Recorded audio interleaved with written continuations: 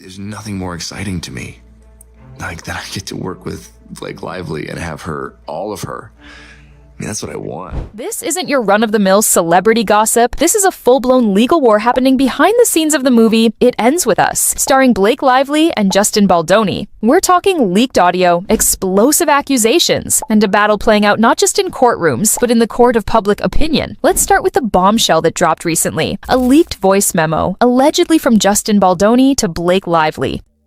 And I'm sorry I made you feel that way. That must have felt terrible.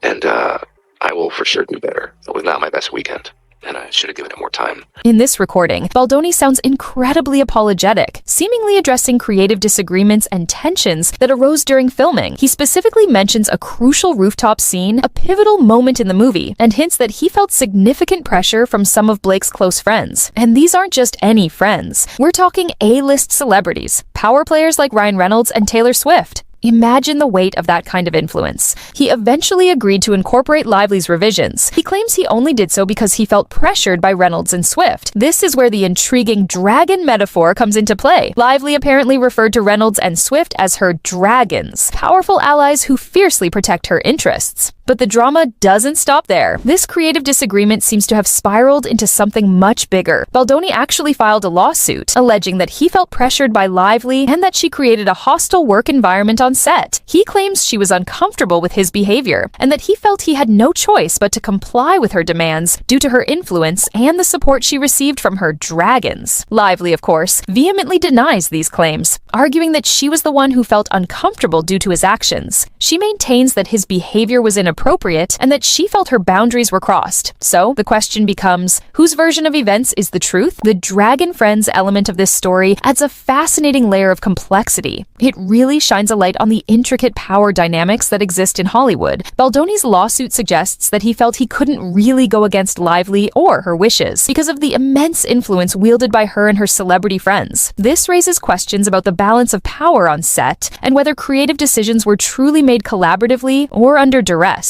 It makes you wonder, is this legal battle simply about creative differences, or is there something more profound and troubling at the root of it all? Now, things have escalated significantly in the media. This isn't just a behind-the-scenes squabble, it's playing out in the public eye. Baldoni's lawyer has become very vocal, releasing snippets of evidence and making statements to the press. Lively's legal team is furious about this. They accuse him of trying the case in the court of public opinion rather than in the proper legal venue, the courtroom. They've even filed legal complaints, arguing that this public campaign is not only inappropriate, but could also seriously prejudice the case and taint potential jurors. Lively's lawyers are also invoking the Speak Out Act, a crucial piece of legislation that protects individuals who report workplace harassment and discrimination. They argue that Baldoni's lawyers' public statements are way out of line, potentially violating ethical rules and jeopardizing the case. They're also deeply concerned about the broader implications of this public battle, worrying about the chilling effect it could have on other women who might be hesitant to come forward with their own stories of harassment or abuse. Baldoni's team has even released some behind-the-scenes footage from the movie, seemingly in an attempt to demonstrate that Lively was comfortable on set and that there was no hostile work environment. However, Lively's legal team argues that this footage actually proves their point, that she was trying to mask her discomfort and maintain professionalism despite the situation. It's a classic case of two sides interpreting the same evidence in completely different ways. And then there's the matter of text messages. Both sides appear to possess a trove of text message exchanges that they're seemingly ready to unleash. Lively's legal team is particularly concerned that releasing these private communications publicly could unfairly influence the jury pool and compromise the integrity of the legal process. They're adamant that these messages should be examined and dealt with within the confines of the courtroom, not splashed across social media or tabloid headlines. The legal back and forth between the two sides is incredibly intense. Both teams are filing motions, sending letters to the judge, and accusing each other of a range of misconduct. Lively's lawyers are particularly focused on what they perceive as a coordinated smear campaign against their client. They argue that Baldoni's team is attempting to portray her as a demanding, controlling, and unreasonable individual, which they believe is a gross mischaracterization of her character and the events that transpired. This whole situation serves as a stark reminder that even in the glamorous world of Hollywood, things aren't always as they seem. This legal battle is messy, complicated, and far from over. The truth, as it often does, likely lies somewhere in the gray areas between the two narratives being presented. Who's right? It's difficult to say definitively, but one thing's for sure. This is a story we'll be watching closely as it continues to unfold. Stay tuned for further updates as this Hollywood legal drama plays out.